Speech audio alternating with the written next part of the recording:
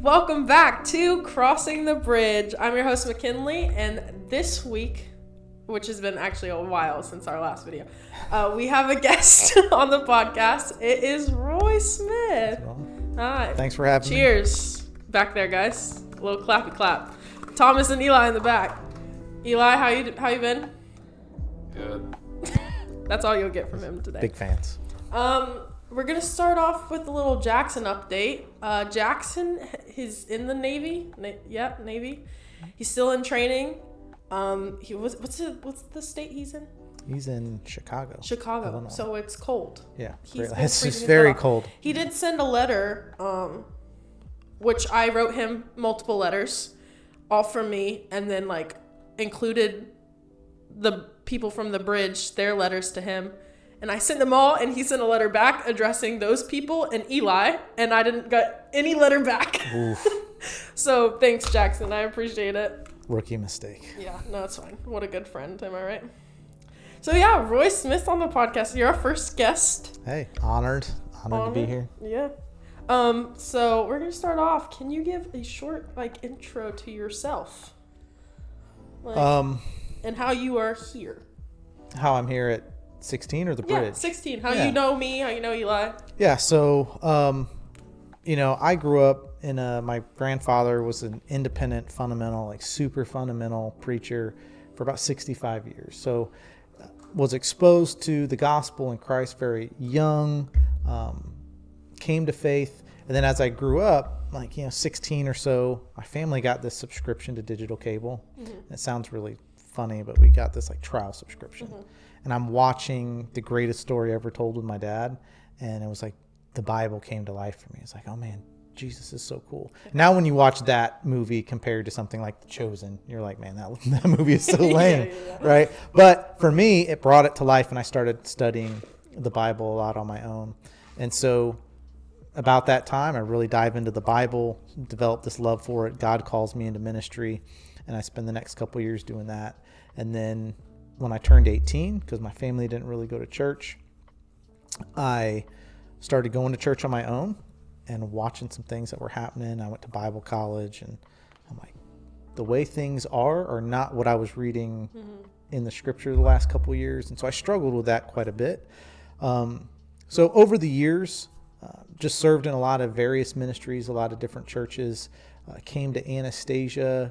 I want to say it was 2015, 2016. And then me and my wife started helping plant the Elkton campus out there. So I think they were 6-8 months into that when we first started going. Served out there for a couple of years. And then when God was done with us there, we were looking for the next place. And he sent me out to Duns Creek and Palaca, where I was an interim pastor out there. When we were done with that, we were coming back to Anastasia, which campus we want to go to. We'd been involved in Reengage and some other things out here, and this just seemed like a natural fit. So been involved out here for a couple years. My wife's the children's minister.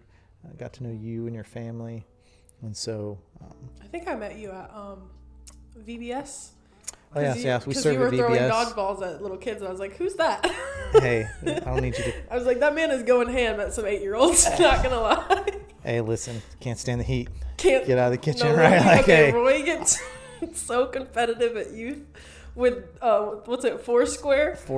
Okay, so just so we know, in case any child is injured at an upcoming VBS, we're going to need you to go back and delete this off of YouTube, because I do not want any lawsuits.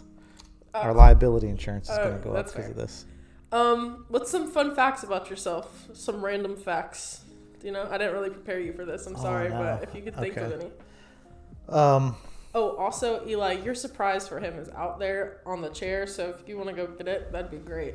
Keep going. I don't know that I would want to admit this on camera, but my old small group, I think the first thing that they would tell you is that I enjoy baths. I enjoy a nice warm bath. You know what?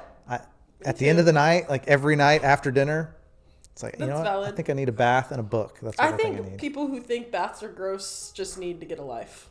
Yeah, my because, wife. It's not. It's not. It's. Yeah. I mean, okay, it's a little gross, but it's It's nice. It's relaxing. When you get older and your muscles start tensing up, you need Yeah. that warm water to kind of relax it up a little Fair bit. enough. So, I mean, I take a shower every morning. It's not like that's where I clean. I just get in the tub to relax at the end of the night. So they used to get me bath bombs for Christmas and stuff. Yeah. It was embarrassing. Fair enough. So, So the reason I brought up the fun facts is because a fun fact about you that we happen to know is that you used to be an author oh yes, yeah. and you wrote a book. I did, Eli yeah. happens to have the book. How did you get a copy of the book? Did my wife give that to you? Oh my gosh. This is hold on, which camera? There we go. This is Roy. How old were you when you wrote this book? Well, so I actually got the idea for the book my last week, I think, in the Marine Corps. Mm-hmm. And so when I got out, I started writing it and kind of just used it was like a hobby that I did for about a year and a half, 2 years maybe. And that was how long slowly it took you to write finished the book? Yeah, I did 700 to 1,000 words a day when I was actually writing. And then, Oh, you're a third? yeah, I'm a third. Wow. Thank my father and his father before him. And you didn't want to have a fourth? No, I have a fourth, yeah. Oh. Yeah, Roy Smith the fourth. Oh. My brother's calling me. Let me just decline that. What's up, Maddox? So what's the book about? Uh, We want to read this so bad. We only got this morning. I'm going to, I'll go through a process of a rewrite and then I'll give you a copy. So on my bucket list is to write a book, and I really want to write a book. And, it's very inspiring. So the Roy. premise of the story is a Marine who is coming home right before deployment, ends up meeting a girl. They have this, 2-week kind of whirlwind romance, and then decide they're going to try to continue the relationship while he's deployed. And so they're writing letters back and forth to each other. And I won't give away too much of the book because I don't want to spoil it for you. Sounds like Jackson's life. But it will be probably. Yeah, probably. And so then, I'm not going to give away the end, but it's the story of their relationship and these letters that they write to and from each other until, the end until the end of his kind of deployment, I guess is what you want to say. I'm excited So for the rewrite. it's actually pretty good. I don't think anybody's ever read it that didn't cry. Oh. So while they're writing it, and here's what really Do made me any mad. dogs Okay, die? so now you're going to Do get any me. dogs die? I don't remember if he shoots a dog or not. I shot a dog once when I was a cop. Oh. But we won't go Okay. into that.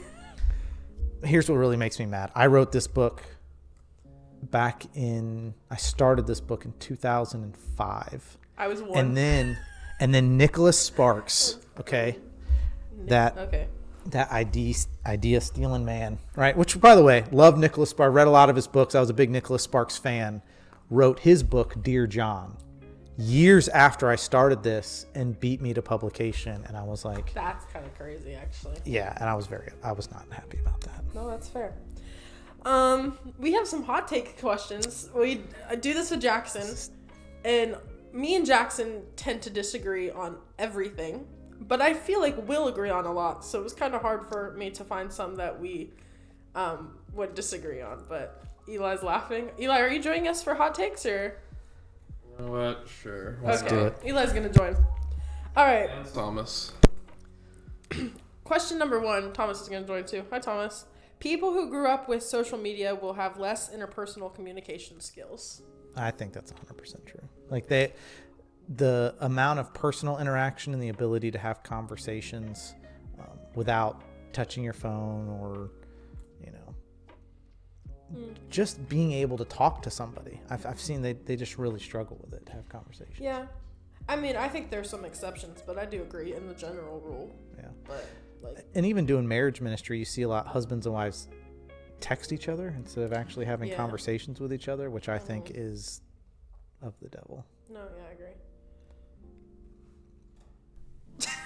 I 100% agree. And my reasoning for this is because you'll see kids a little bit younger than us who are too afraid to go to the cashier at a McDonald's and would rather instead go to the computer screen where there's no social interaction because they're too afraid to go over and ask. Like I know people who are too afraid to go up and ask somebody a question. They would rather either text them. I'm one of those people. I'll admit, sometimes it's a little bit hard for me to go and like interact with people. Yeah, we know. Yeah, so definitely I feel like social media and as his friend, I can say that, by the way. Well, you can't get people to pick up the phone anymore, right? It's Well, like, no, oh, well, like, just people just just shoot me a wanna text text, message. yeah. But think about what you're saying is a perfect example. Think about it in a gospel context. If I can't even go up and talk to a cashier to get a cheeseburger, how am I ever going to influence people with the gospel or kindness or anything like that? Yeah, So. exactly. Okay. Being a stay-at-home mom is a full-time job. I disagree.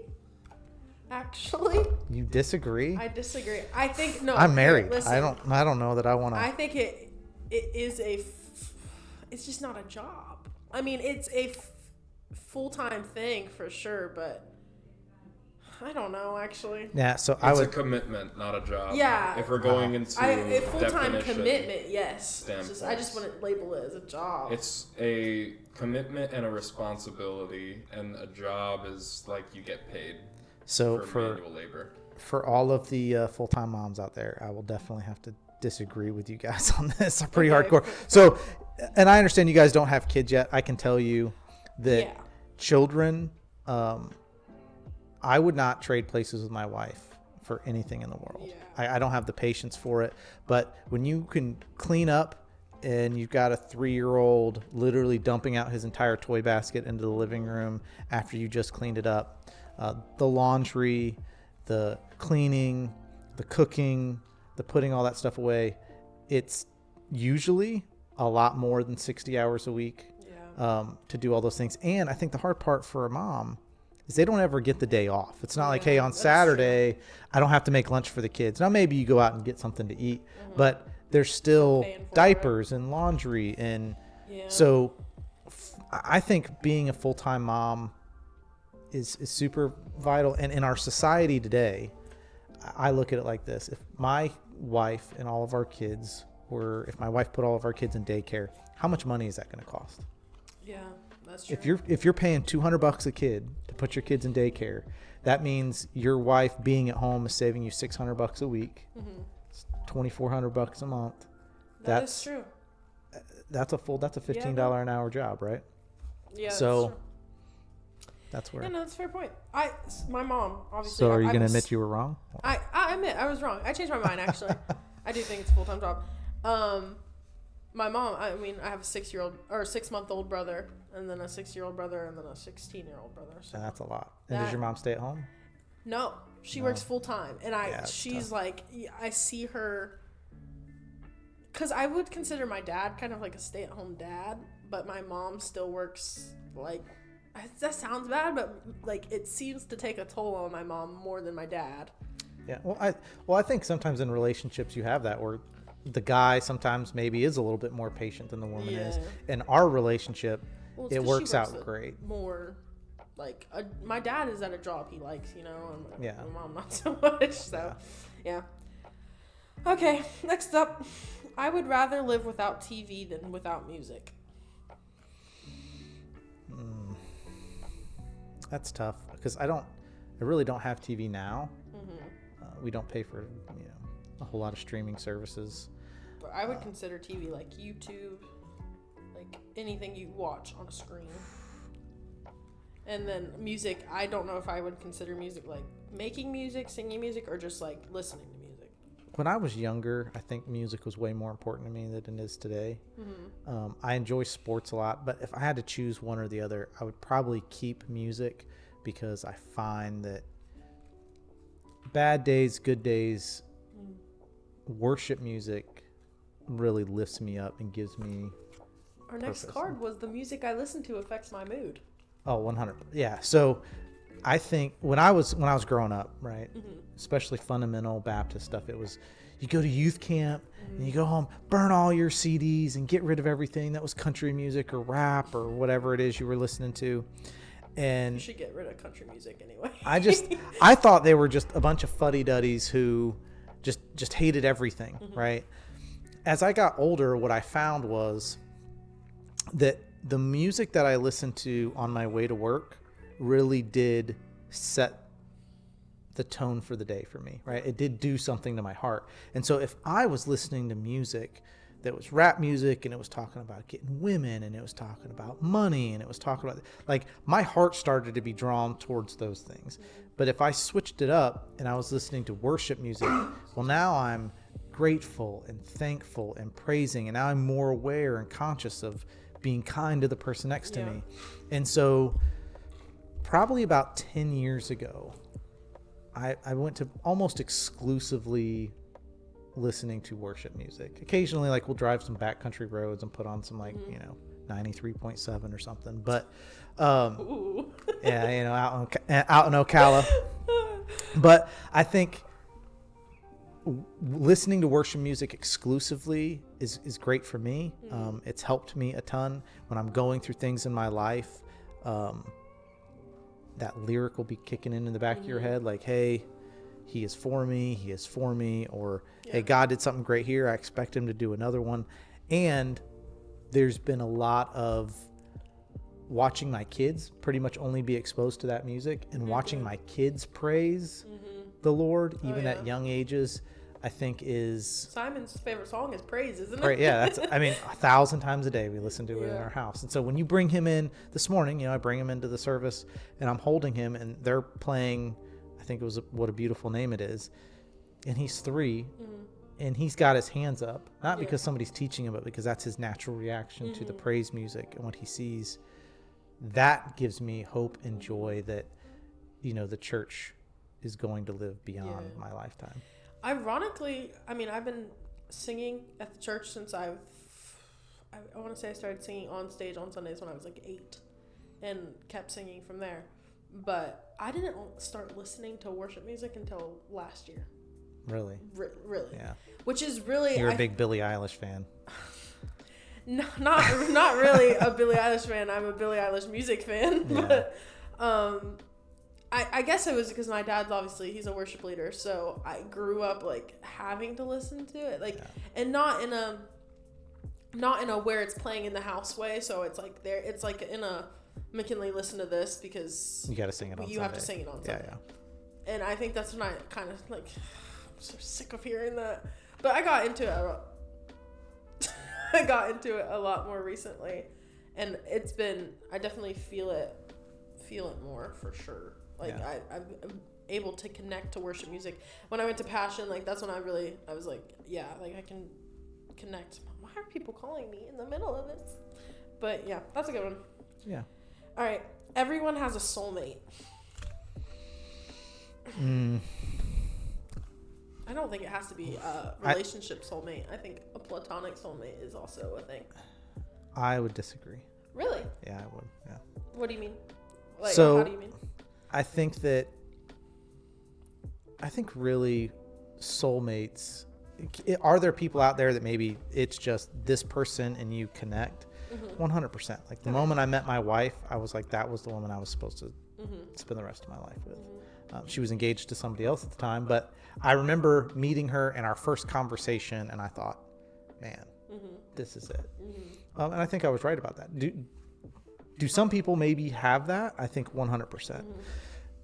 Does everybody have a soulmate and you're just out to find that one person that God had for you? I think that's kind of a movie thing. It's kind of dramatic. Something like somebody who writes a book does, it's not real.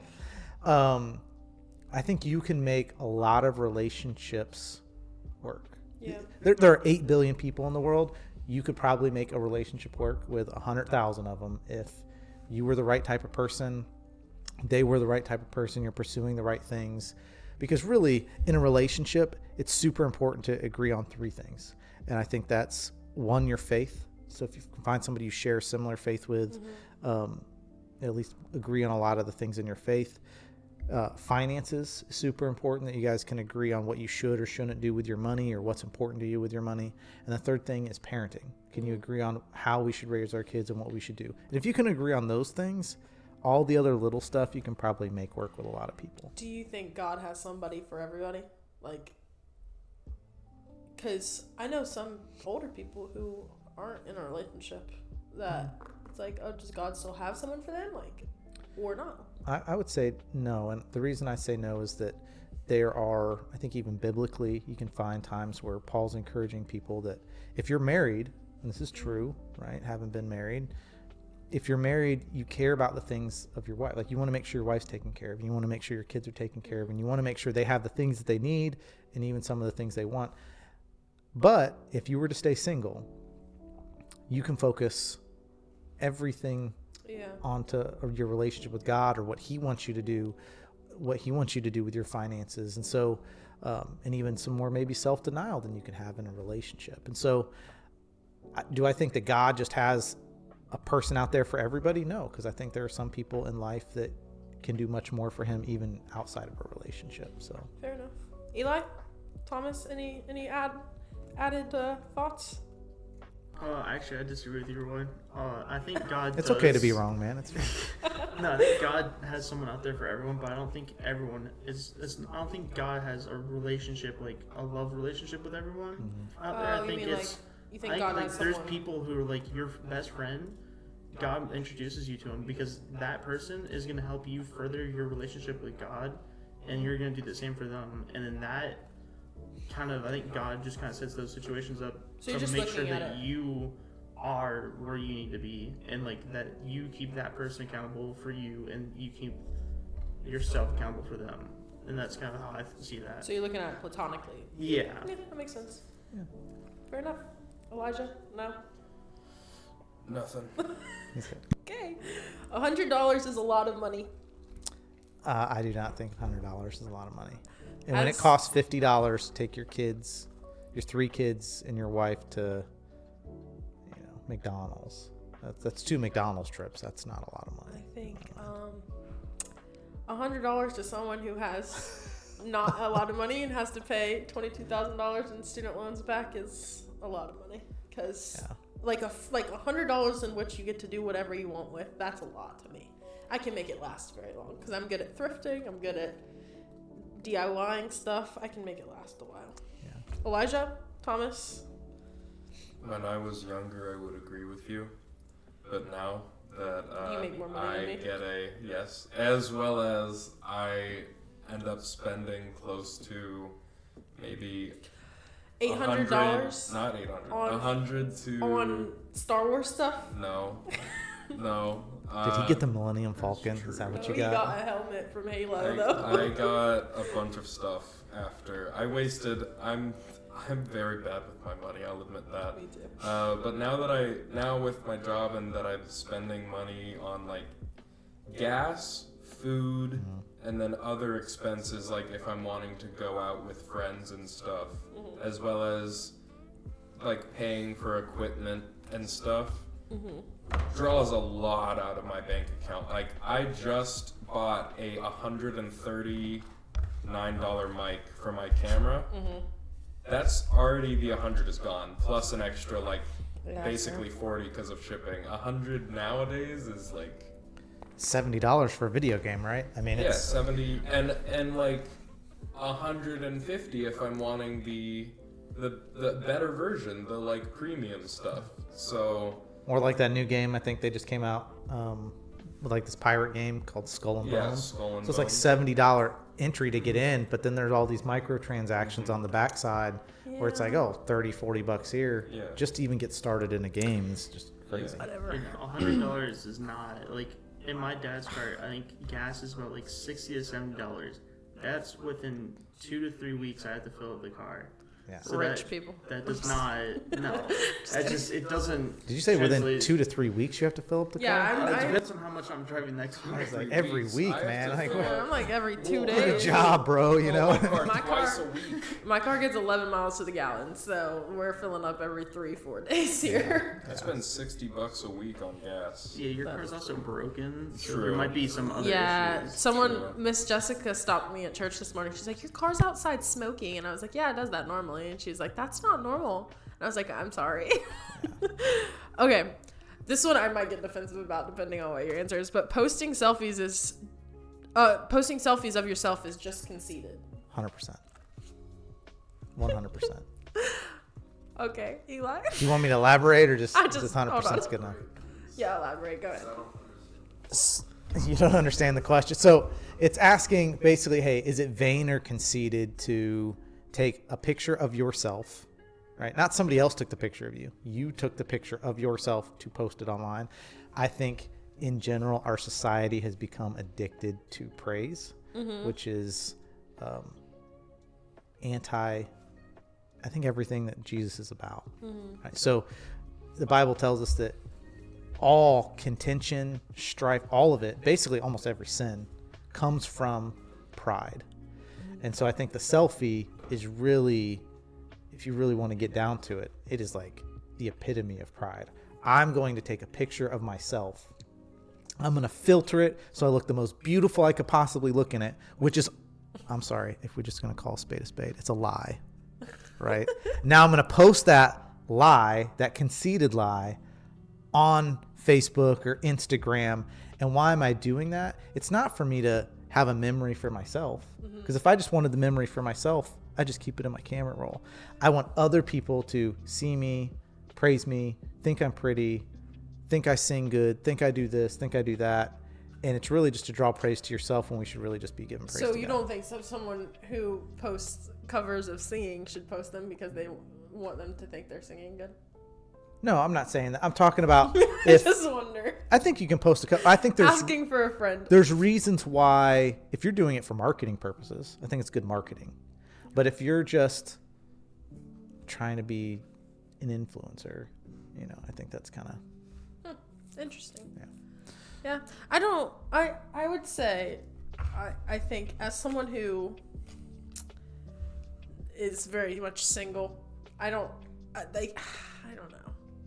So, but It's different you're- when you're trying to like get a guy. in a world that is all online for someone my age.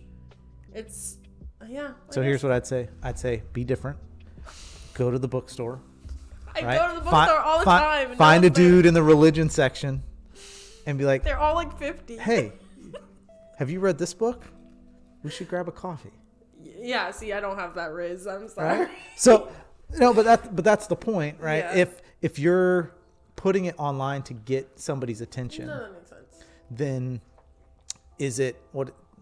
This is going to get all spiritual, right? But what Yeah, does the yeah. Bible say? Adorn yourself with, a good heart, kindness, and quietness. And I think marriages, how many marriages have been just totally destroyed because a woman or a man were posting selfies on Facebook, and now all of a sudden some person from high school sliding in your DMs. Yeah, that's true. right? What's so funny, Eli? Nothing. Actually, so I'll talk now. Yeah. I disagree. I think if you, like Roy said, I think if you're looking for someone to praise you or trying to brag, I think then you're completely conceited and you're just a fool. But if you're trying to do like, I didn't say you. Yeah, well, no one go to my Instagram. Don't go to my Instagram, please. you, McKinley. No, I think if you like, I have friends who, since I went to high school, we've gone to different schools. Cause I grew up with them all through middle school and elementary, and I see them post a selfie, and I'm like, okay, I know that they're doing good. Like, I'm happy. I'm able to say my friend is doing good, and that's what I think is like when it's not conceited. I think when you're trying to just be like, hey, this is a life update, Or do it's they- like I'm like, this is what I'm doing. Like, don't be like, oh, like I'm trying to take the attention or bring the attention to myself. No, it's just like I'm just informing you guys like, hey, this is what I'm doing. It's kind of like I see it as like a life update kind of. Or do they just want you to think they're doing good? Because do you really know they're doing good because they posted a Well, picture? some of them I can tell, and I end up actually texting some of them because I'm like, dude, I can look in your eyes. You do not look like you're happy right now. Like, you need someone to talk to. And that's part of it. I only argue because I feel like, there's no lie, I post a lot of selfies, but Oh, I'm not surprised. you're That's shocking to me, coming from a girl who has a picture of herself as her okay. background I just photo got on a her new iPad. iPad and Jesus. Well, I can't say much. I have an entire wardrobe My phone just is in my dedicated brother's. to my face. So Okay. Anyways, actually, my phone. Never mind. I'm not gonna talk about that.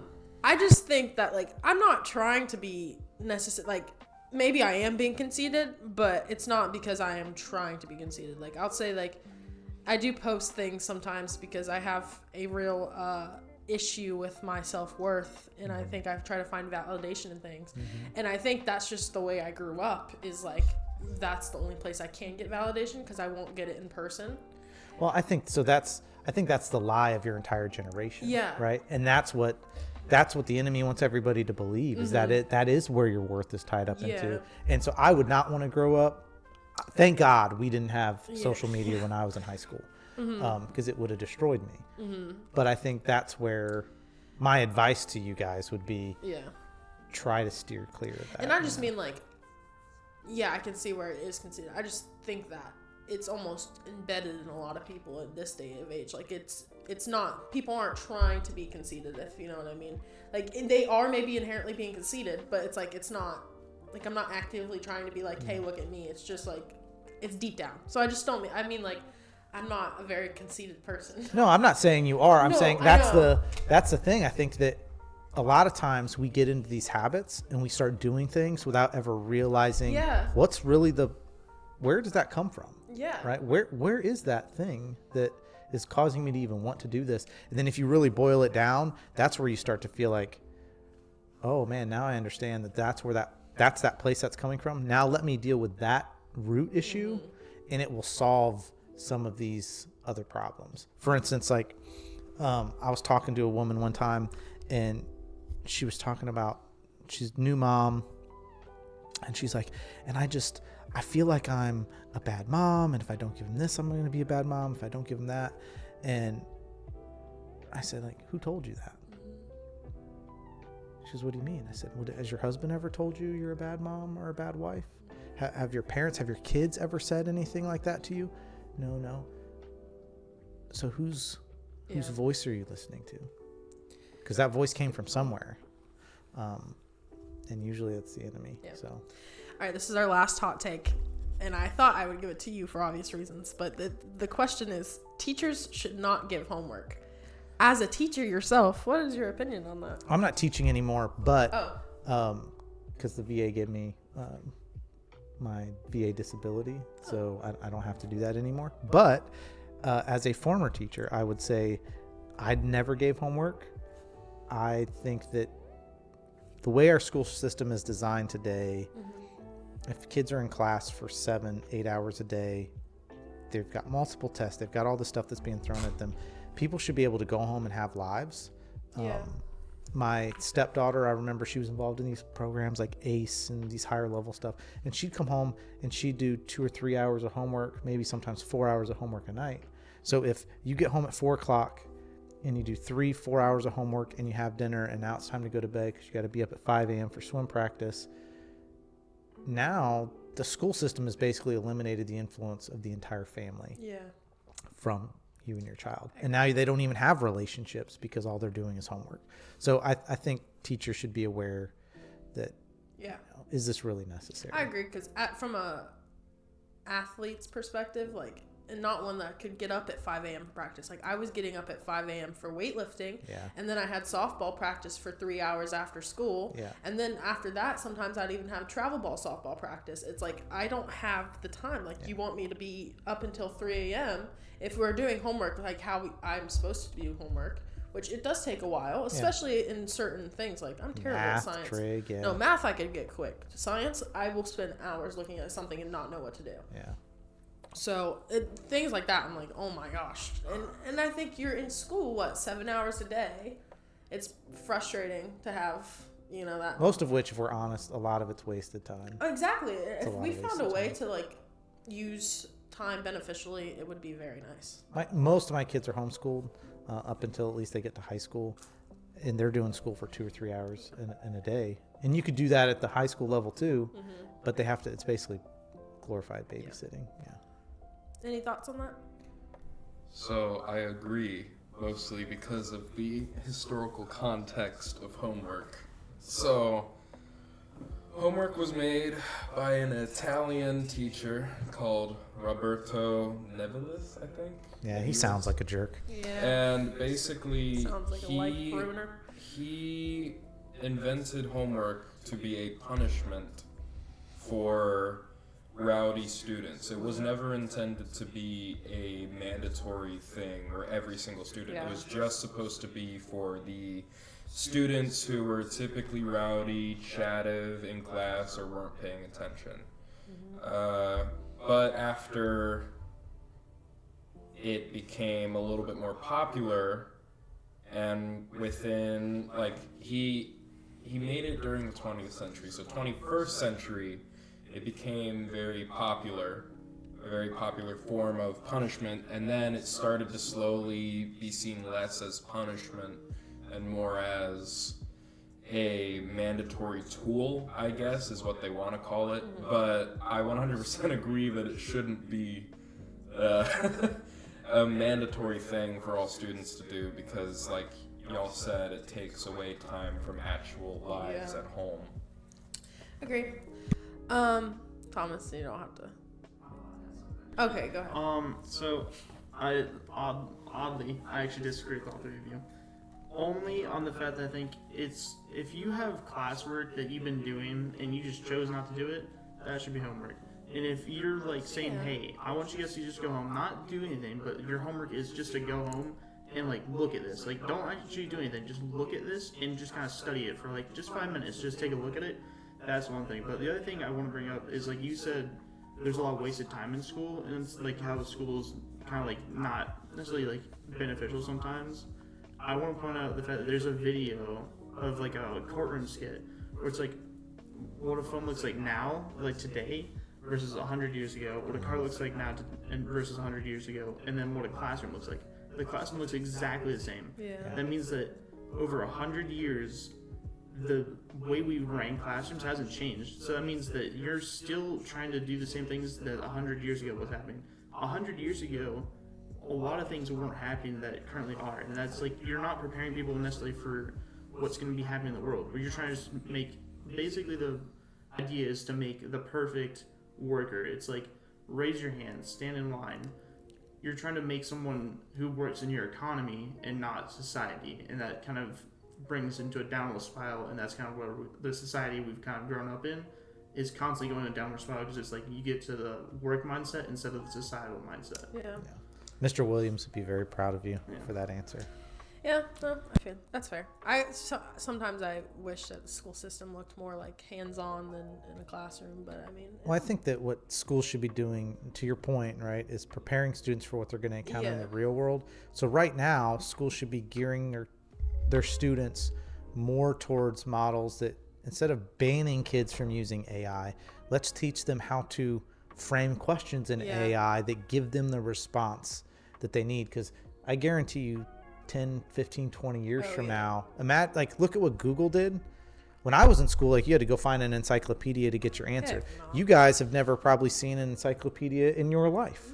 And okay, maybe he has, but you guys don't use, Encyclopedia Britannica anymore. You just go online, you Google something. So if you knew how to do a proper Google search, that's going to benefit you way more now than learning how to research something in an encyclopedia would. So, I think that's where they should be gearing it. Okay, we're going to take a quick 5-minute break, and we'll be right back with you. All right, we're back. Sorry about that, guys.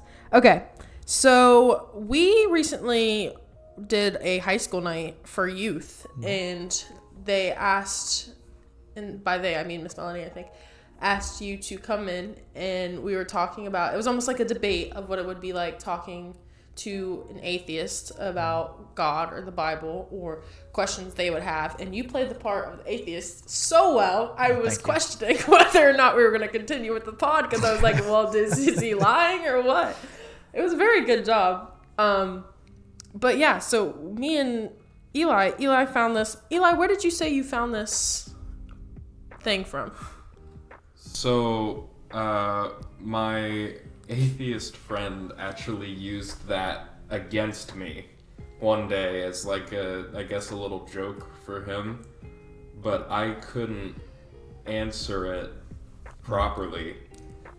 So I ended up falling into the trap. But after finding the image, I looked at the image and then listened to you and what your responses were, and I realized that they were quite similar to the answer or the questions inside of the photo I found. So what we want to do, I'll throw up a picture of the diagram. It's kind of blurry, but I'll throw it up on the podcast for the people that are watching. But I want to ask you these questions. And so it's like a list of questions on the diagram, and it has a yes or no. And if you answer yes, you go to one side. So I'll go based off what you say. But the first question is, can God prevent evil? Well, so the thing is, and the problem of evil is a very difficult thing for Christians to deal with. And I think that in order to deal with the problem of evil, you really have to start with two basic premises. Is that one, God doesn't tell us everything that we need to know about everything, right? And two, that God is, if he's the creator, and let's just assume that he was, can the creator do what they want with their creation however they want? And it's completely just. So for instance, if I were to create a computer program, I can make that computer program any way that I want, right? So when we start talking about evil, we have to understand that, could God stop all evil? Sure, he could, right? Is he powerful enough to do that? Yes. Does he choose to do that? No. Why? I don't know. So you would say yes as the overall answer. He can prevent it, but he just chooses not to. Yeah, well, so I think the Bible's pretty clear that not only can he prevent it, eventually he will. Yeah. And it's just that he hasn't prevented it yet, and we get uncomfortable when God doesn't do things on our time frame, which is just our own God complex of wanting to be God, right? Yeah. So the next question, if you say yes to that, is, does God know about all the evil? Yes. Yeah. Because God's all knowing. Yeah. Does God want to prevent evil? I think that goes into what you just said. I think ideally, does he want evil to happen? No. Does he allow it to happen, and then does he even use it for good? Yes. Yeah. And so that's a difficult question. Well, the premise of that question, I think, is off. Does God want to stop evil? Well, I think obviously God would prefer evil not to happen, but does that mean he wants to stop it? No, not necessarily, because sometimes he uses evil for really good things. So the breakaways on this was, if you were to say no, does God want to prevent evil, then the little like subtext thing is, then God is not good or God's not loving. And then the yes is like, then why is there evil? Yeah, so I think that's the crux of the argument, is that if there's evil, and if God's all powerful and he doesn't stop it, then God's not all good. That's what a lot of people would argue. Yeah. And God can be all good, and not everything that happens be good, if that makes sense. I know I saw in the breakdown there when you sent that to me that it says, well, then God's not all loving if he doesn't prevent the evil. And I think we have to be very clear in our distinction that while God is love, God is not necessarily all loving. So, the Bible tells us, Jacob have I loved, Esau have I hated, right? Are there things that God hates? 100% there are things that God hates. So if there are things that God hates, then he's not 100, he's not all loving all the time. Well, that's probably not the right way to say that. God is all loving all the time, but that doesn't mean he loves everything. Yeah. If that makes sense. So if you go yes, then the question is, then why is there evil? And then there's a few breakaways from that. Well, yeah. So I think evil is a result of, I don't even know that you can go back to the garden and say, well, the garden is the result of all, is the beginning of all evil, because obviously there was a fall prior to that. We can all choose good or evil, essentially. That doesn't mean that we necessarily choose God. That's a whole another complicated theological question. But when Eve was in the garden and she decided to take the fruit, she was saying, she already knew it was good and evil, because she told the serpent, hey, this is what God says, and to do this would be wrong. she does it anyway. And at that point, she's really telling God, like, hey, well, now I really want to be the God. I want to decide for myself what is good and evil. Yeah. So oftentimes, define evil, because what might be evil to some people might not necessarily be evil to somebody else. And are we talking about evil in the sense of, let's say, bad thoughts? Or are we really talking about evil in the sense of bad actions? Or are we talking about evil in the sense of a bad action causes something bad for someone else? And I think, so people often use evil as the basis of their argument. I think what they're really talking about is suffering. Why does God allow suffering? And that is a very difficult question to answer. Yeah. So there's 3 points that like come off of this question, and I just want to know, if someone were to say this to you, like, what would your be response to them? Because the first one is, if God is all knowing, because it's saying like, then why is there evil? If the answer is like, oh, to test us, then they say, if God is all knowing, he would know what we would do if we were tested, therefore no need to test us. Which I think is, I don't agree with. There's always, that. Well, so I think, you say that again one more time. So if God if God is all knowing, how would he would know? Sorry, this is really blurry, guys. If God is all knowing, he would know what we would do if we were tested. Therefore, no need to test us. Yeah. So I think, the Bible says that we're drawn away because of ourselves and the lust of our own hearts, or whatever. Does God test us? Sometimes is it a test? No, sometimes it's a temptation. Sometimes it's just life, and life is happening, right? And so does God know what's going to happen? 100% God knows what's going to happen. But does that eliminate the responsibility as Christians or as followers or as people to do the right thing? No.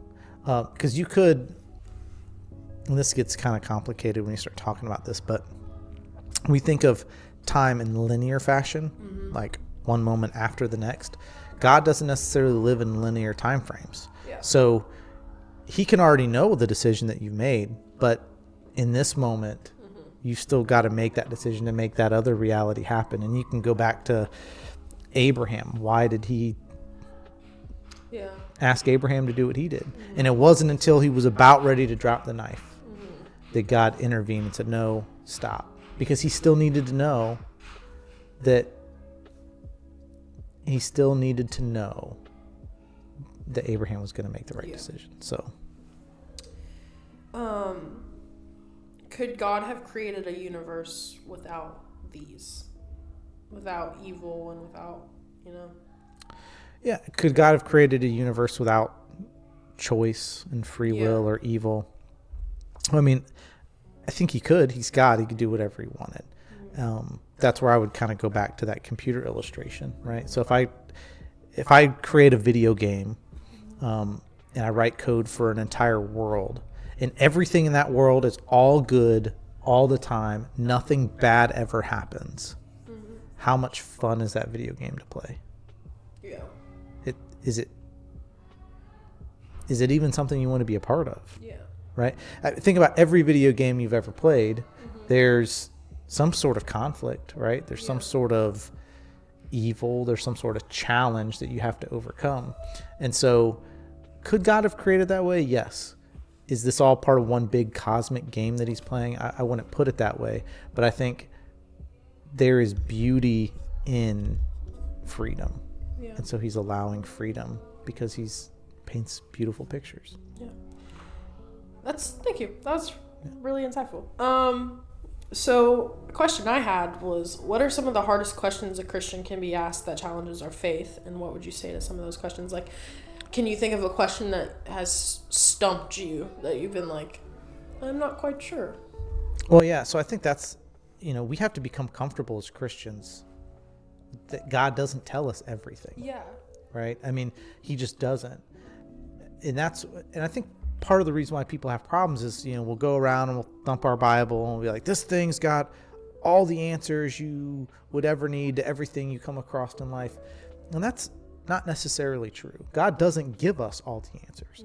Does God tell us everything we need to know him in this life and to understand? Yes. But does he give us all the answers to every theologically nuanced question ever?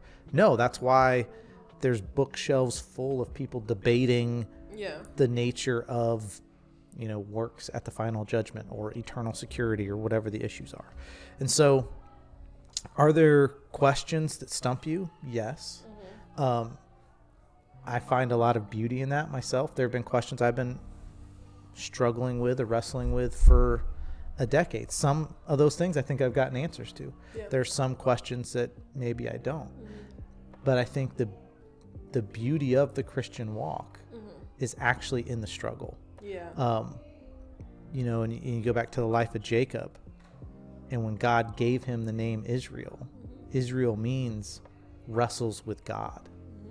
And so I think there's something, poetic about God doesn't shy away from the wrestle with me, wrestle with me. And it's hard. And we see that in David's life. And we see that even, I think, a little bit in the life of Jesus when he's in the garden, right? Lord, take this cup away from me.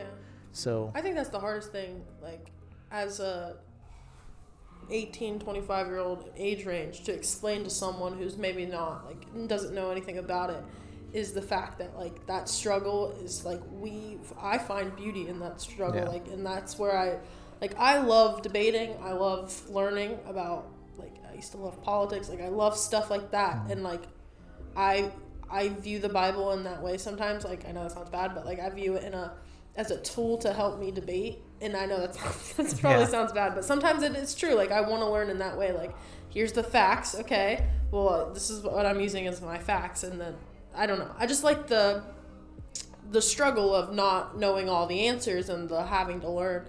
That's just a hard thing to, explain to someone, especially someone who's well, how is this supposed to fix me if it has struggle that comes along with it? And it's just, Well, yeah, I think we have to become comfortable with being uncomfortable. Because there's no growth outside of being uncomfortable. If you go to the gym and you only lift weights that you're very comfortable lifting, you're not going to grow, right? You have to lift things that are heavier, make you a little uncomfortable to get the growth. And the same thing happens in our faith. And the thing that I've loved about my Christian walk is sometimes I've had these questions for a long time, but God has always, as you grow, okay, well, now that you're ready for this next thing, now I'm going to have this. So you'll get this oh, I finally figured that thing out. But then the next thing comes along. And in each one of those moments, God's revealing more and more about himself to you. And I think when you're having these conversations with other people, I would caution that, one, let's not get so caught up on the apologetics and debating that we end up losing the relationship with the person. Because you can be right for sure and be wrong at the same time. And which I've learned a lot recently. I used to be so stern on things, and I've learned about God's grace in that, to be an example of that when trying to figure out what the answer is together with someone. It's very difficult to I know what you mean. So, and I forgot the second one now all of a sudden.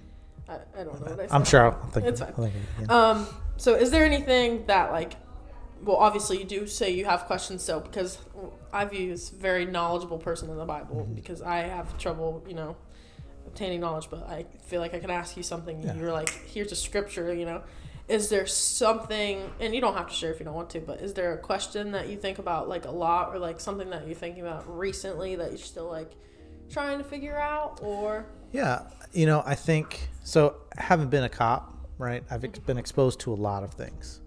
And a lot of things that are very difficult to deal with. Why did that happen? Why did God allow those things to happen? So one of the things I struggled with for a long time was the problem of suffering. I actually wrote, so I've got a couple master's degrees and working on a doctorate. And for my second master's thesis, I wrote it on the theology of suffering and blessing. Why does suffering happen?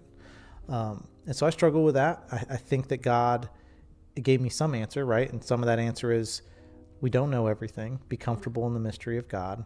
And also one of the patterns I found in Scripture was that almost every single time in the Bible where someone is blessed, suffering preceded the blessing. And that includes Christ. So for me recently, I mean, there are a ton of questions. Why does God love some and why does God not love others? Why are evil people blessed financially, and sometimes like really evil people blessed financially, but somebody who's really trying hard isn't? Even go to the widow's mite. Well, the Pharisee is putting in this stuff. It's just his extra, but the widow literally gave everything that she had. And now the creator of the universe witnessed it. And he doesn't go up to her and he doesn't say, hey, thank you so much for that. You're not guaranteed that she got a meal that night. But she's poor and got a good heart. And this other guy who maybe doesn't have such a good heart is rich. Where's the justice in that? That's a legitimate question I think somebody could ask. I think the one that I've actually been doing my doctoral dissertation on has been this issue of works. Because something never sat right with me about the just believe in Jesus, you get to go to heaven when you die. And then I come to church, and even at our church, less than 20% of people, if you include the one serve Saturday a year, less than 20% of people serve in any capacity. Well, why is 80% of the people not doing anything? And I think it's because of the gospel that we preach, that works don't matter.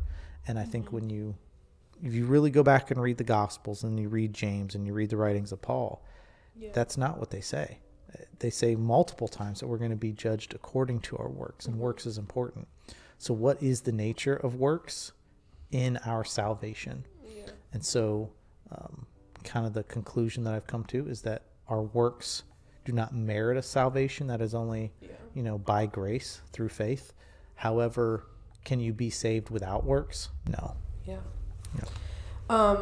I'd say one of the questions I've had a lot recently is on the topic of denominations. And I think that my dad going to a different church that's also a different denomination, like, it's nothing like about that. But what denomination are they? Non-denominational.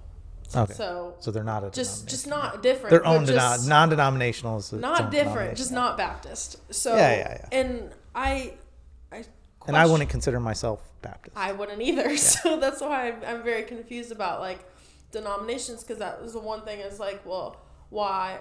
And that's leading into the next question. I wanted to talk to you about denominations because I get very confused, because I mean, it's easy to be like, you Google like, what does Baptist mean? And then it's like, Southern Baptists are racist. And you're like, what is going on? I don't think that's in the Baptist faith and message. Yeah, that you have I don't to be a racist, so, but I don't know. No, I'm very confused by a lot of it, to be honest, and I wanted to ask you. So, what's that, Eli? Okay.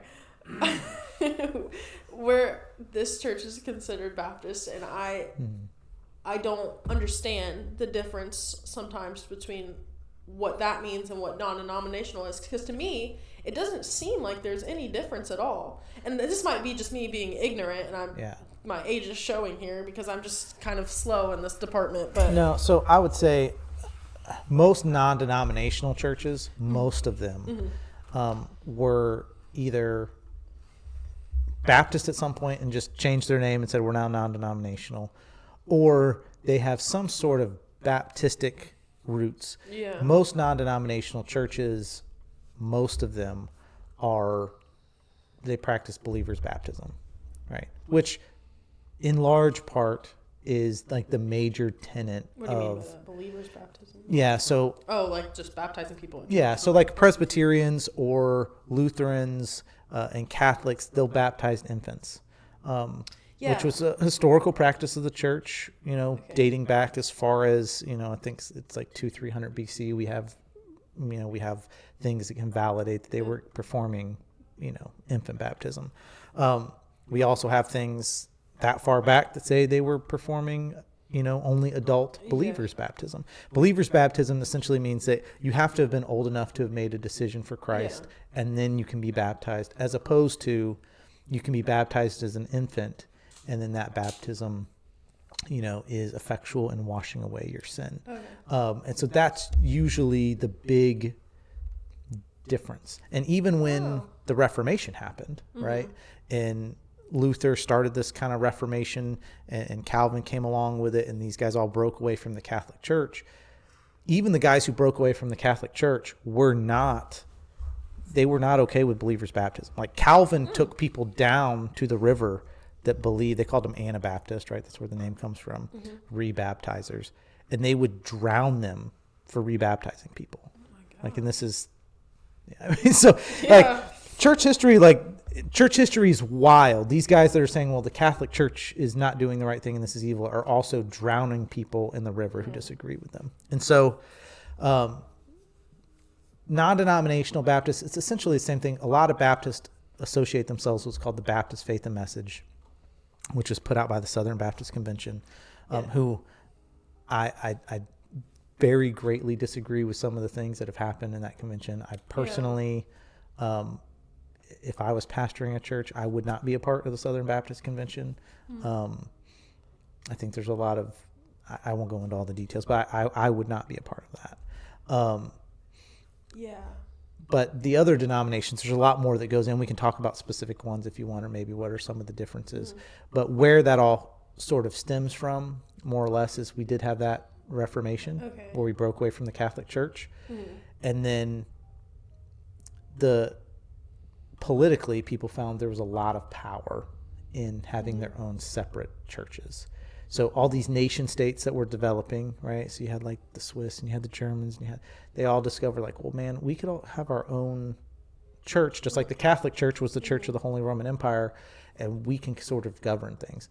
And so that's where all of a sudden you had the Presbyterian Church pop up, and you had the Lutheran Church popped up in Germany. In England, you had the king break away and started the Anglican Church, or the Church of England. And so that's where these denominations started forming.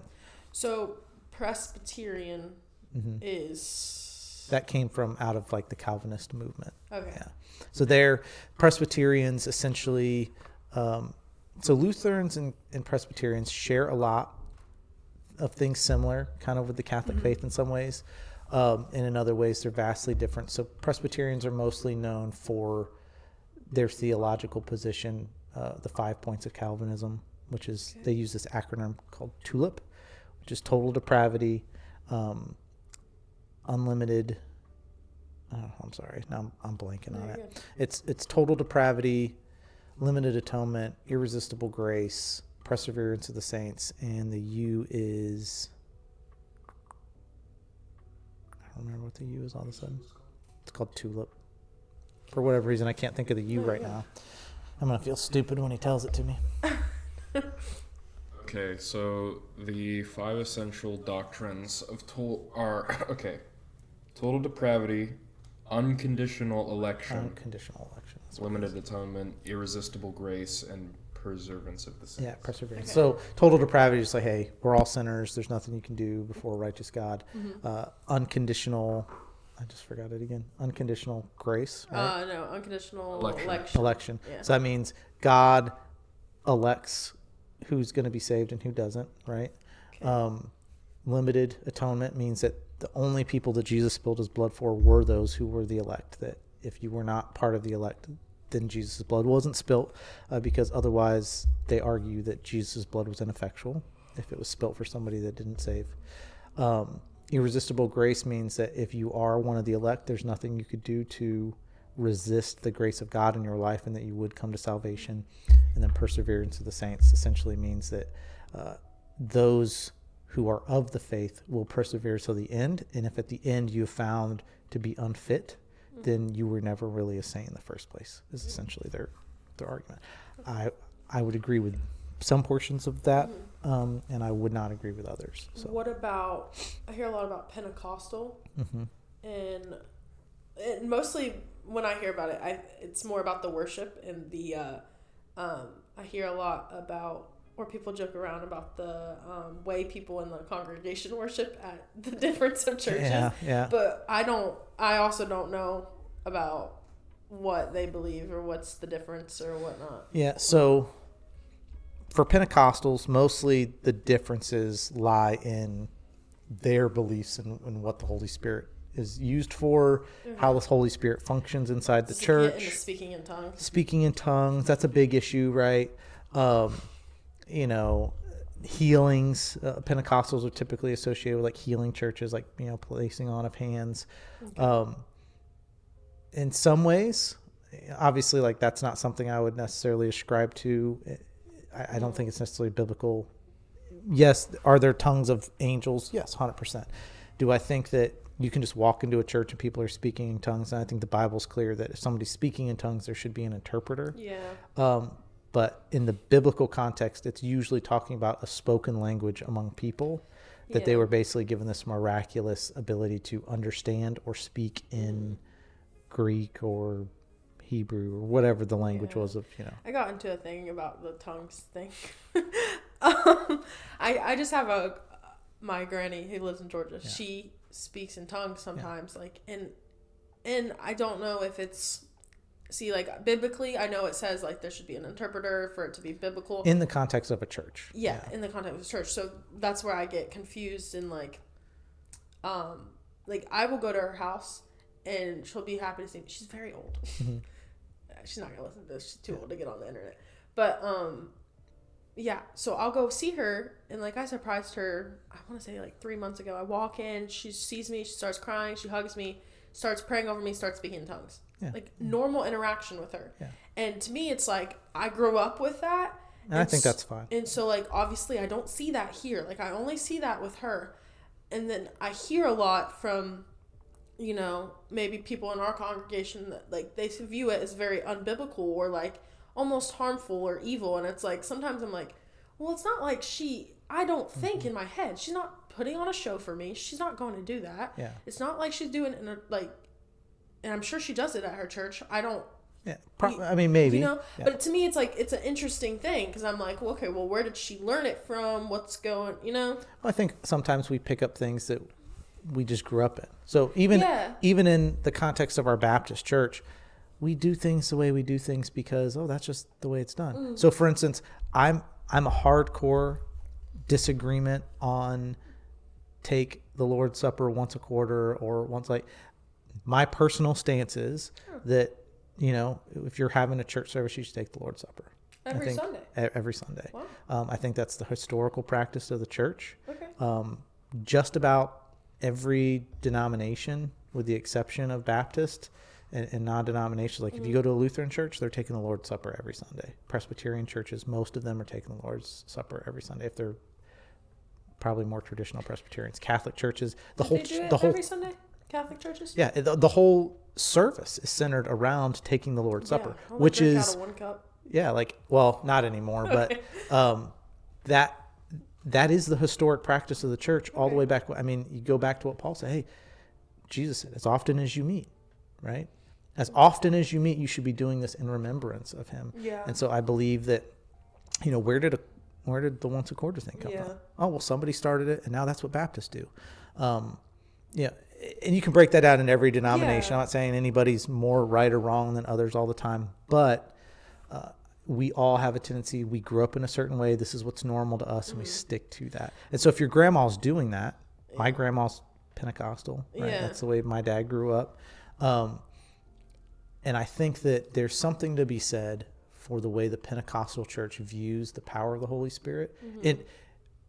Let me ask you this question. If in our Baptist church, or most Baptist churches, we just remove the Holy Spirit from the Bible or remove the Holy Spirit from our services at all, we just never talked about him again, would anything change? 100%. Nothing would change, right? Yeah. Nothing would change. Yeah.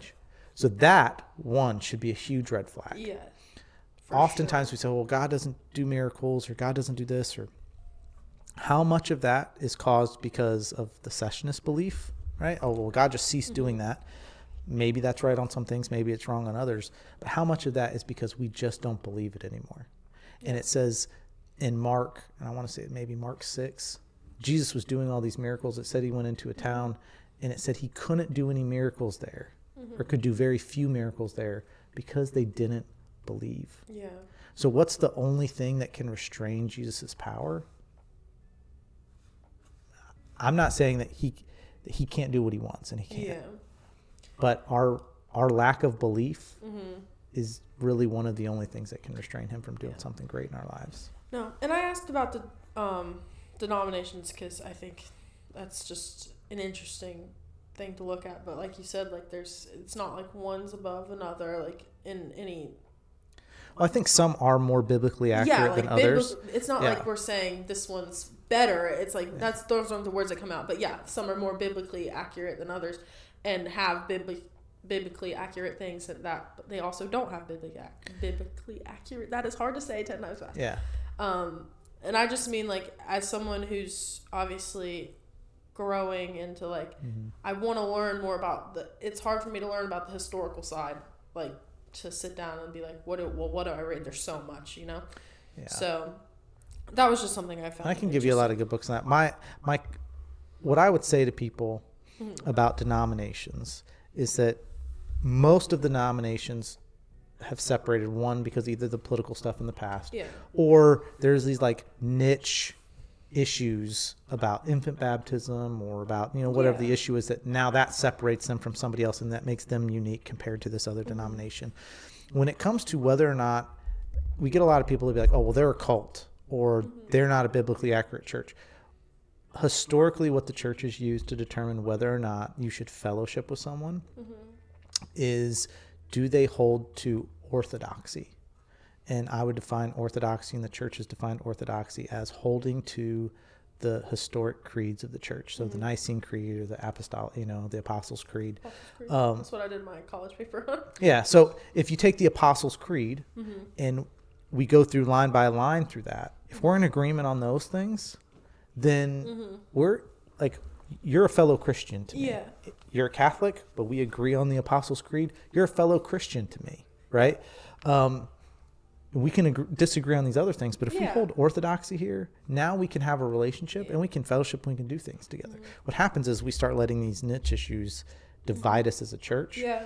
And I think that was something on the forefront of Jesus' mind, because on the last night before he died, it was the last thing that he prayed for before he went into the garden. In John 17, he prayed for the unity of the church. And I want to say he said it 4 or 5 different times in that one prayer. God, let them be one, let them be one, let them be one. And what is the one thing that has hindered the church? The absolute destruction and growth of unity. Well, I asked because, so we have the Bridge Thursday night. Sometimes we talk about stuff like this, and it's like, I think the most important thing is to remember that unity, and to, like, even though we can just, like, discover new things and discuss stuff, like, about this stuff, it is good to remember, like, Jesus is love in all of it, and the unity in general. So I thought that was good. Yeah. Go ahead. I know it's kind of off topic, but I have a question for you, Roy. So I know, like, you get baptized, like you said, when, like, there's kind of different ways to get baptized. It's just different viewpoints. I know in our church, I've seen people get baptized more than once. Is there really a reason to, or is that just kind of a personal choice? So I think at Anastasia, they allow this, rededication of your life to Christ, and kind of how do you mark that is through a baptism. Now, whether that's right or wrong, I'm not, that's, I think, preference. I don't think there's a biblical precedent for, oh, hey, this person rededicated. You don't see that in the Bible. Is it something we do? It's something we do. Would I do that? I probably wouldn't be like, hey, you want to rededicate your life to Christ, get baptized. No, like, you want to rededicate it, we just rededicate your life to Christ and start living for Christ today like you should have been living for Christ yesterday, right? Yeah. I mean, that should be the way it is. There's a lot of really good arguments for believers' baptism, and there's some pretty decent arguments for infant baptism. The reason why people debate it is because there's not a biblical, like, one way or the other thing. I tend to think that biblically, the Bible leans far more closely to believer's baptism than it does infant baptism. But would I break fellowship with somebody over that issue? I wouldn't do that. Yeah. So I was writing down what I wanted to talk about, and we kind of talked about the woman thing, but I don't want to get into that. But instead, I wanted to hold on. That sounded bad. Like I was okay. Never mind. She had some questions about women in ministry and some Yeah. of my views in women in ministry. Yeah. And I think, and I don't know if you have a question about that or not. I kind of switched the question to something else. I'll just address that. So yeah. just real quick, without a big thing on it, is that I think Jesus was, if you want to use the term feminist, right? He was at least the foremost thinking person when it comes to women all the way in history, probably up until that time period. Jesus highly values women. The first person he told he was the Messiah to was a woman. The first person he appeared to after the resurrection was a woman. Women funded Jesus's ministry and allowed him to do it. And I think Jesus loved women and had very important roles in his ministry.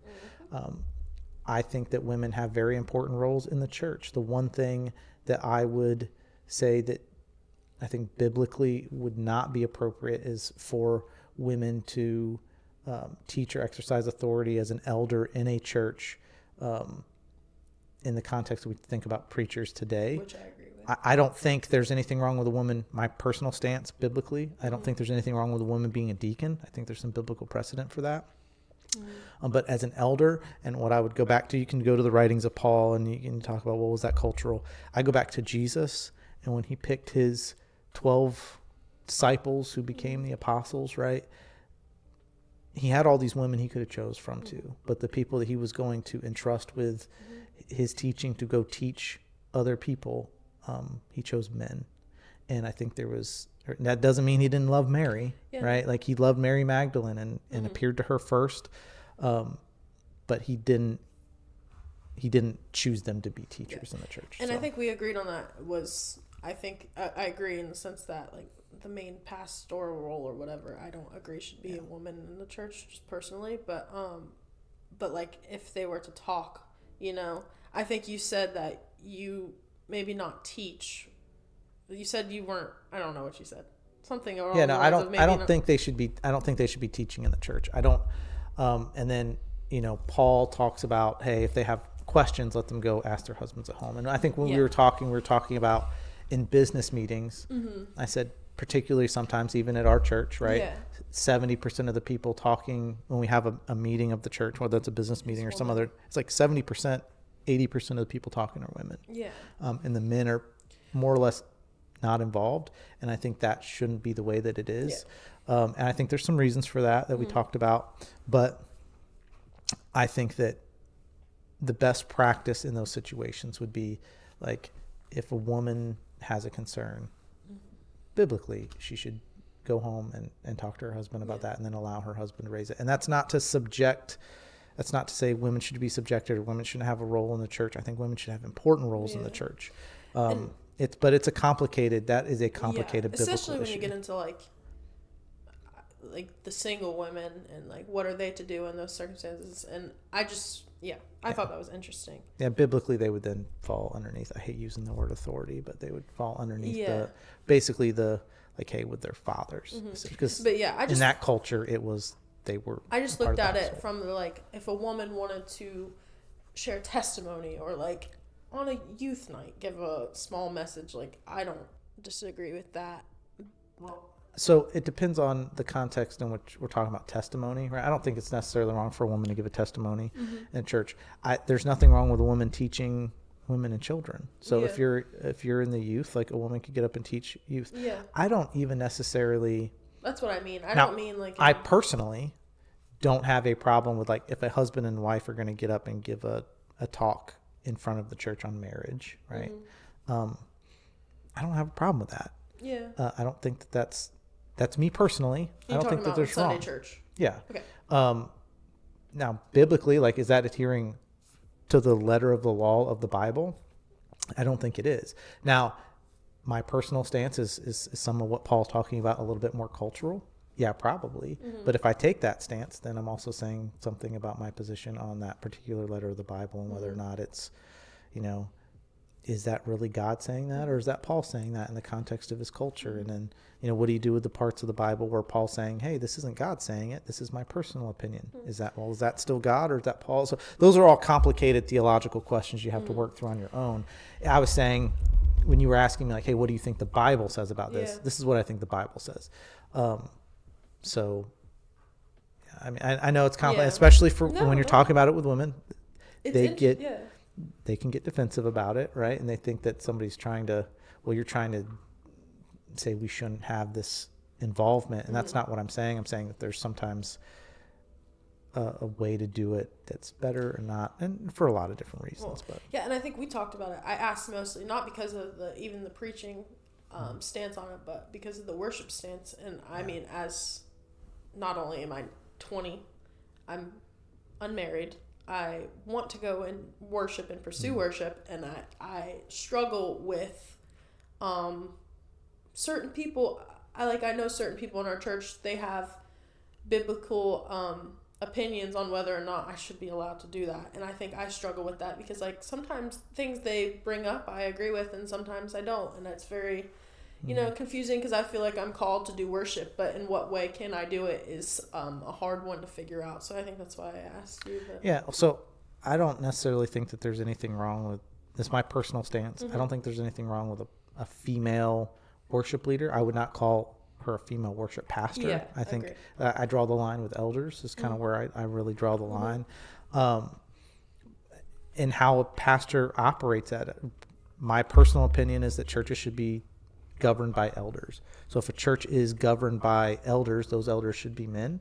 And so then when it comes to the Baptist model has it wrong, in my opinion, right? So if we have these business meetings where everybody in the church is involved, I don't think that's the right way to do it. Yeah. I think you have a group of trusted men, 5, 7, 10, whatever amount you want for your elders. They should be making the governing decisions for the church. I think that's the biblical model. In which case you avoid all these other issues of should she be speaking here? Should she be speaking there? Now, if a pastor then has a staff, right? In the staff meetings, I think women can say whatever they want in a staff meeting. It's a staff meeting. The problem is when churches start to blur those lines between the leadership of the church has 50, 60, 70% women, and they're really now the de facto elders of the church making the decisions for the church, then I think that's where things start to get sticky. But as far as if you were serving in ministry as a worship director or worship leader, I wouldn't have a problem with that at all. I don't think that should hinder your ministry. Now, that is not to say that in our lives we have to be careful about the expectations that we set. Yeah. Right? I think that was one of the questions you're asking. I can come back to that later, but if you just make sure you remind me about managing our expectations. I'll come back to that. So I kind of went into that line of spiritual gifts. I wanted to ask you about what the Bible says about spiritual gifts. I said, do you count gifts of prophecy and miracles as modern day gift? We'll start there.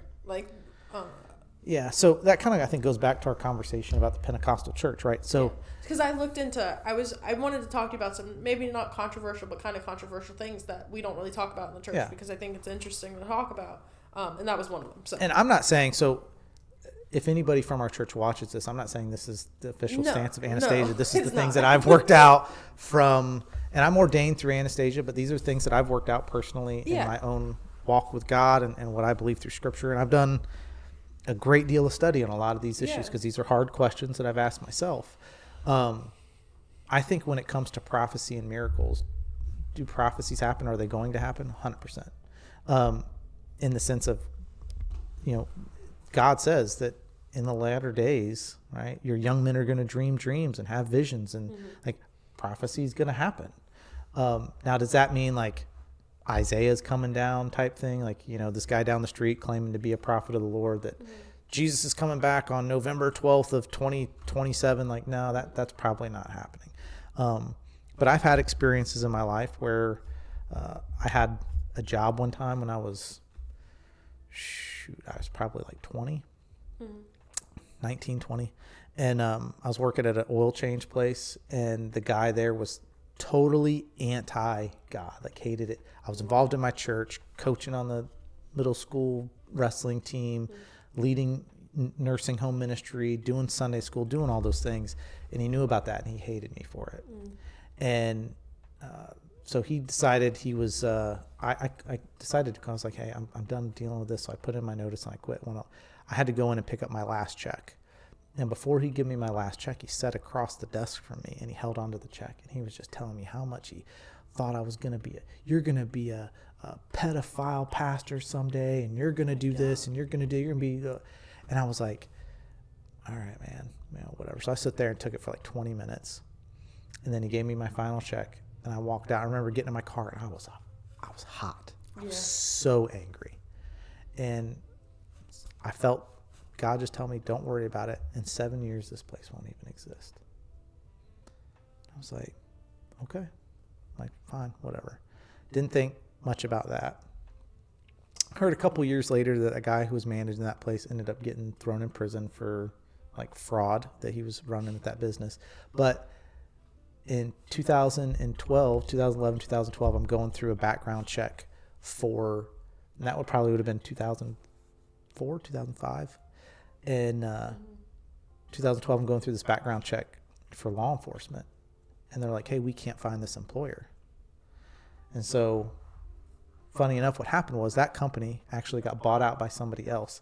And the records for the company were completely destroyed. It was as if the company never existed in the first place. So I'm not saying like, oh, God, I'm a prophet. I'm saying that, do things happen like that where like God's like, hey, don't worry about this. I'm going to take care of this. And it happens. And you know he said that to you. I think that stuff happens. Do miracles happen? We had one happen here in our church with a guy with Mr. Bobick with cancer, right? Yeah.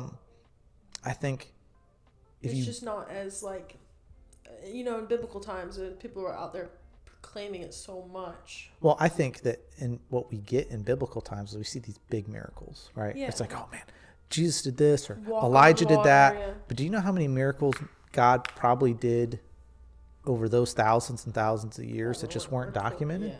Do you know how many thousands and thousands of miracles God does every day that we never hear about? Yeah. But I go back to, if we don't believe God does miracles, guess what? He's probably not going to do them for you. And so it goes back to, what do you believe? What do you want to believe about God? How powerful do you think he is? So one thing I heard recently is, it was a worship set I was watching or something, and the guy says in it, and he's like, I'm going to prophesy over you tonight or something. Let's prophesy or something like that. And I saw backlash on that. Do you know why? I know that sounds like a stupid question, but I'm just confused as to why that's like backlashed a lot sometimes. Well, so I think that a lot of times Christians can get on their high horse and think that the way they do things is always the right way to do things, or the way that, Jesus said to his disciples, they were like, oh man, this guy over here, he's doing this thing. What do you think we should do? And Jesus said, hey, listen, if they're not against me, right? If they're for us, they're for us. So when we start to just like criticize and tear down some other pastor because he did this thing. Now, I'm not saying like you can't have thoughts on, hey, this big pastor here and he's making millions of dollars and he's got 8 homes and he's got this, that, or the other. That's not the way I would do ministry. I don't think that's the way Jesus would have people do ministry. When he's talking about selling everything, if I'm honest, most of what we're doing in our Baptist churches probably, or in our other churches, we are not near generous enough as what we would say as Christians. David Platt wrote a great book called Radical on that. Probably 20 years ago, which if you haven't read, recommend, might help you in your life. But I think that's just somebody saying, hey, you're telling lies because you're prophesying something over somebody and it's not going to come true for them. It's just, hey man, how do you know? Yeah. And maybe it wasn't for everybody in the room. Maybe it was for one person in the room. And then are you saying that's a lie? I don't know. What would you say your spiritual gift is? And like, if you think you have one. Yeah, no, I think I have. And when I have you one, realize it? 2, maybe a couple. if you go if you like break down the biblical list of spiritual Yeah. gifts, I would say that my primary gift probably is teaching. Yeah, God just gave that to me. I think I'm like not in a conceited way. Like it's a gift. Like I don't do anything to deserve it, but God gave me a gift, and I tend to have been pretty effective in it. I think that He's given me some gifts of leadership, life experiences, and some roles and positions I've been in. I've always been very effective as a leader. And then I'm fairly generous. Like God has given me the ability to just not, I really don't care that much about money, and I'm pretty giving. And I knew some of those things about myself like super early. And I think some of those things are instilled. So my mom gave us this book when I was 5, like an All About Me book from Dr. Seuss, and you had to write things about it. It's like, hey, what do you want to be when you grow up? And I drew myself like as a preacher. And so that's kind of fun. Like you're 5, you don't really know. But then as I grew up, it's like, oh man. And then when you get your first opportunity to teach, it's like, oh, not only did I really enjoy that, like people are saying they really enjoyed this and that this was good. And so I think kind of a funny story was my sophomore year or my senior year of high school, we moved to a new school. And so my sister had to take a sophomore speech class. And it was one of the classes I hadn't taken, and that school required it for graduation. And so the teacher, I show up, me and my sister in the same class, and we had this speech due like the second week of class. My sister spends all night preparing for it and practicing, and I go in and I grab like 4 candy bars out of the drawer before I leave for school, and I get up and I give this speech using these candy bars. And I get done with the speech, and the teacher's like, you get an A in the class, you don't have to worry about coming back. And so for the rest of the semester, I just went to the library for the class, and she gave me an A in the class. And my sister gets up, and she was giving this speech on domestic violence, and she was so nervous, she just laughed the whole time, and the teacher got super mad about it. I'm bad at speeches. So those are kind of That the would be things me. that I was like, okay, God has given me a gift in this particular area. Would you say you could see gifts in others? Oh, yeah. So, and I think as you get older, you can kind of see them a little bit easier in people, and you can kind of, you have to be really careful because you can see gifts and you can also see weaknesses.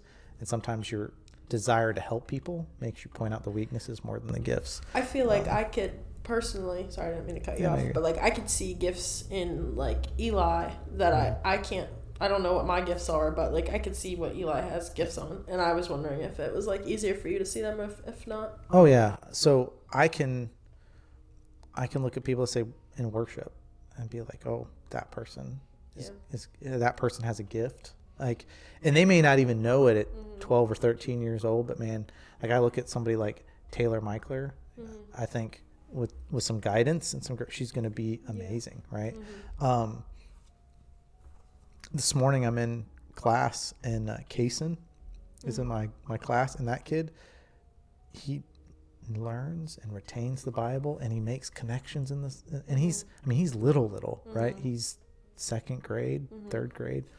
And I was actually talking about this with my wife on the way home. I'm like, that kid, like there's a preacher inside of that boy, right? Like I've taught a lot of kids.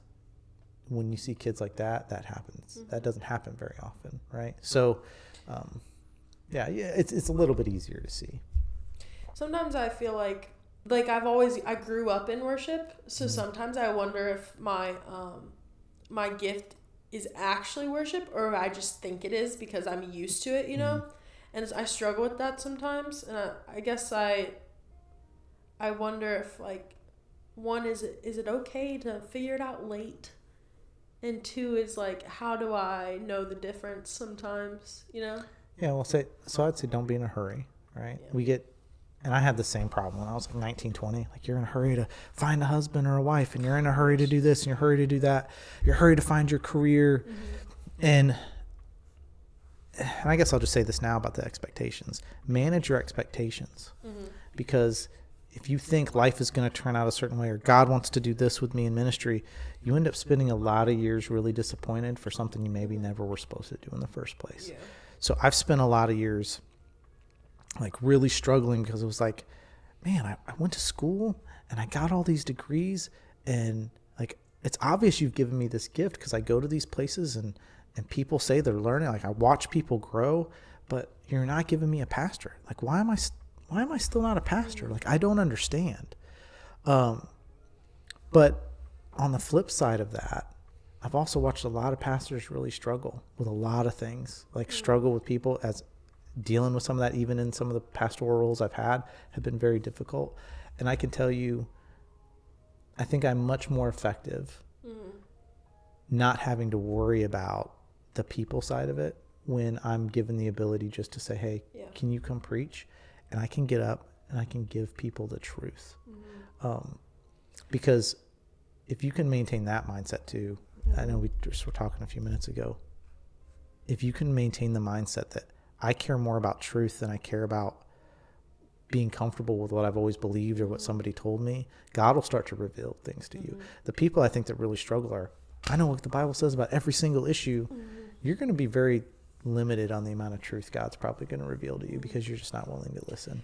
Well, yeah, I talked with Melanie, actually. We were talking about it. And she asked me this question a lot. And she's like, well, if you didn't have worship, what would your life look like? And she asked me it. And I think about it, and I'm like, well, there's no way I won't have worship. Like, you know? So I just kind of laugh it off. But I was really thinking about it. And I kind of realized like that with you see pastors struggling. Like, I love worship, and I feel like I'm called to do that.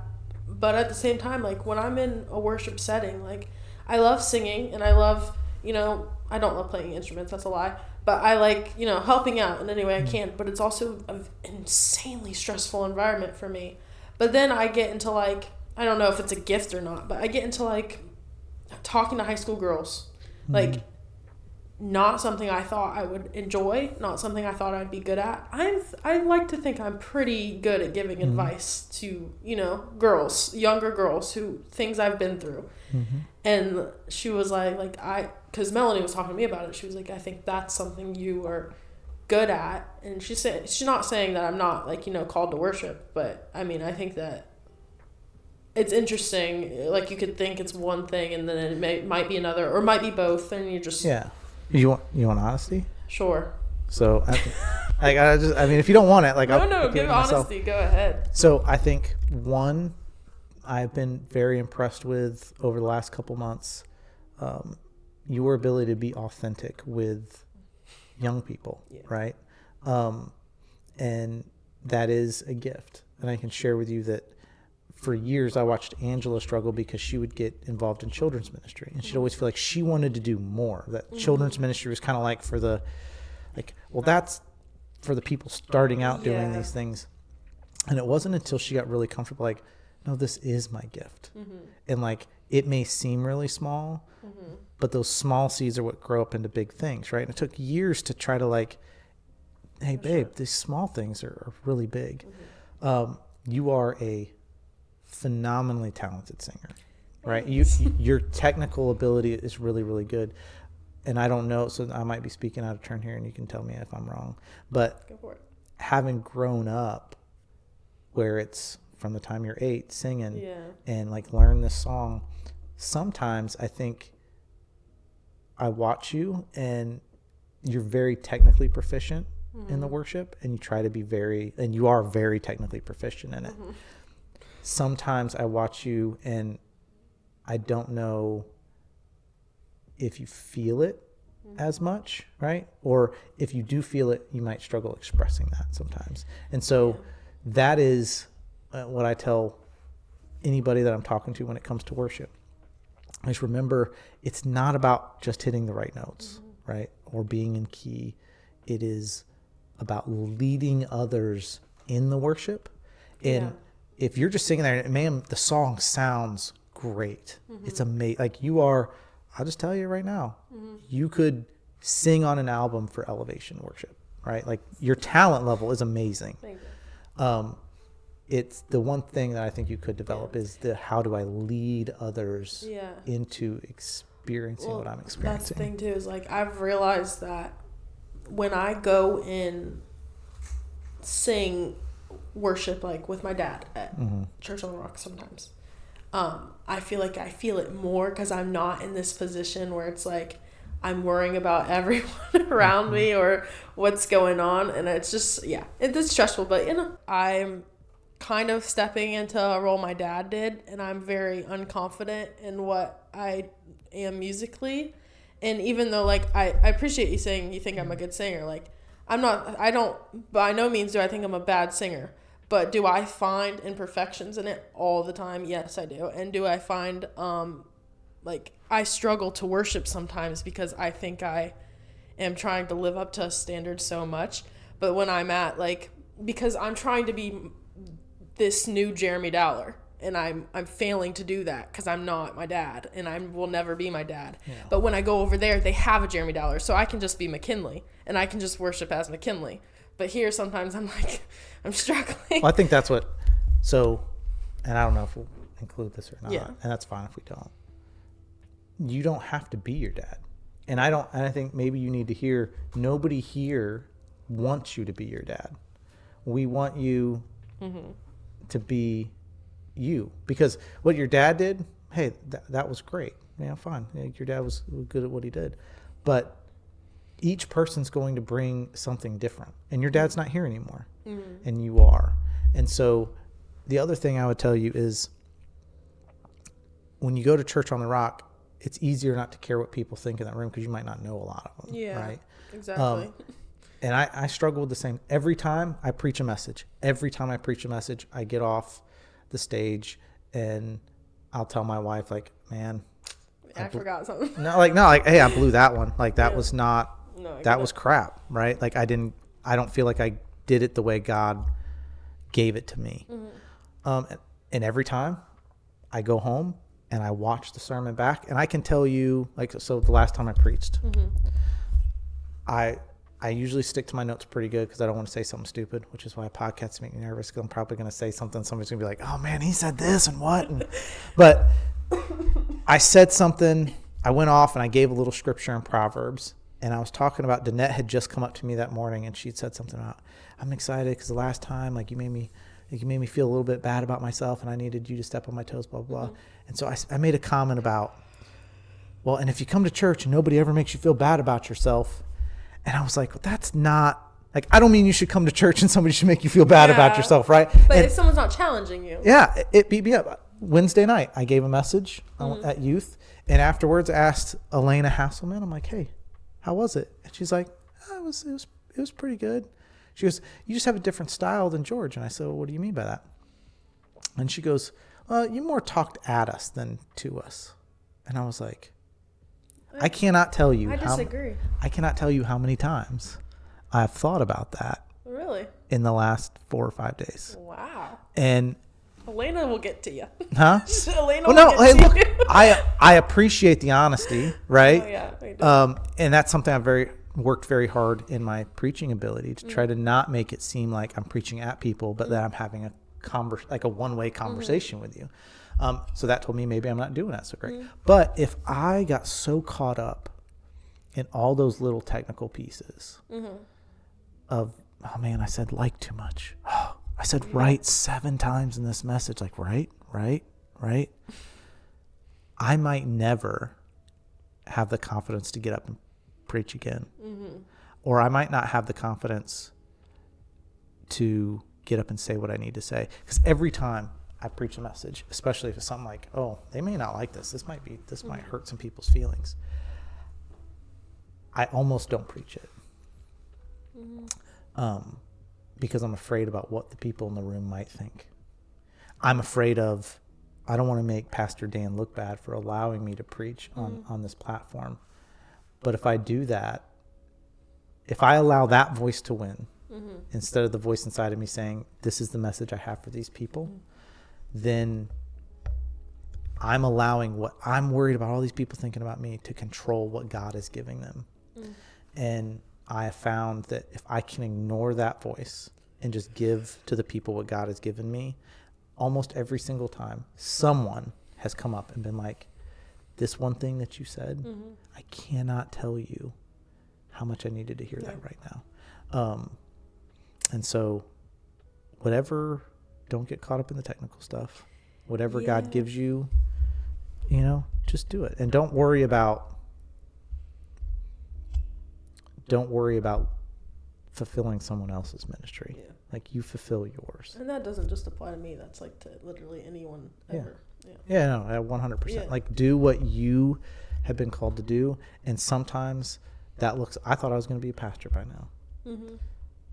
I would say God has used me way more not being a full-time pastor than being a full-time pastor. Because not only can I fill in and preach what I'm not restricted by what somebody else is telling me, but things like this. Mm-hmm. It'd be very difficult for Dan to carve out 3 or 4 hours on a Sunday afternoon away from his family and then go to a business meeting. I have the ability to do that because I am not the full-time pastor of this church, right? So, I agree. To wrap it up, is there any like specific advice to our age, like that we target, which is like 18 to 25-year-olds, or anything you wish you knew at that age? Yeah. So, I mean, I would go back to that thing I just said, right? Expectations of what you think God is going to use you for. Manage those so you don't end up disappointed. Like, have an attitude, hey, God, I'm available. Whatever it is you want me to do today, I'm available. And that may change 6 months from now, and it may be a worship leader position in some other church. But right now, you're here or whatever, and you're available for today. I would also say to myself, especially in regards to relationships, I think for 18 to 25-year-old people, especially in churches, that is a major concern. And I would say be patient, because it is better to suffer the loneliness and the pain sometimes that may cause for 5 years or 7 years or 10 years or whatever that is, than to rush into something, marry somebody you shouldn't marry, end up 5-6 years in or 3 years in or whatever it is, divorced with kids. Now you're living the misery of your children are in a broken home. You're trying to get along with somebody you don't live with anymore on how to parent your children. All of those other problems just expound upon themselves. And in the process, you can learn, hey, this is what I really want in your marriage. Like, set yourself up for a more successful marriage. And if you find that person at 18, you met him in the youth group at 15, great. But if not, don't be in such a hurry to find that person to get married, because, like, if we're just being frank, right? Like, especially for guys, sometimes it's like, well, like, I'm ready to get married so I can have sex, right? Like, if we're just honest, like, that's like, and then I don't have to worry about struggling with porn, or I don't have to worry about struggling with this, because then I can just have sex with my wife every day and it's gonna be great. Fixes your problem. And sorry guys, like, that's not the way it's gonna work, right? It's just not. That's not the way it works. Spoiler alert. Yeah, like, I hate to disappoint you. That's not the way life works. And so if your motivation to get married or to get married in a hurry is that, you're going to be disappointed and have a lot of problems, because there are 8 billion people in the world. Yeah. So there's a lot. And then just pause, learn the value of pause and counsel. So if there's a decision you need to make, like, and it's a big decision, if it's about the boyfriend or the girlfriend or whatever, pause, because fast decisions oftentimes are bad decisions, and seek counsel from people that you trust, and not just people that you know are going to tell you what you want to hear. We all fall into that trap, right? Like, oh, I'm going to go talk to this girl, I'm going to go talk to that guy because they're going to tell me he's being a jerk. They're going to agree with me. Go find people that you know you can trust to give you the honest truth, and have them help you make that decision. Because one of the biggest mistakes I made was, like, I would go and get advice, but then I would just do what I wanted anyway. Yeah. And instead of going, had I listened to those people, I would have saved myself a ton of heartache when I was 22. So, yeah. Well, thank you for coming on the podcast. It was a good time. Sorry I talked so much. No, it's a really good chat. we're definitely probably gonna have you back. Okay, Maybe let's go do it. deeper into some more specific stuff instead of being all over the place. But Yeah. thank you for doing 100%. it. Hey, no problem. Thank you guys. Appreciate Alright, all I'll the hard see work you you do. guys whenever we do the next podcast. If you guys wanna say hi to Jackson, let me know, and I'll send him a letter on your behalf, and then he'll respond to you and not to me. So, bye.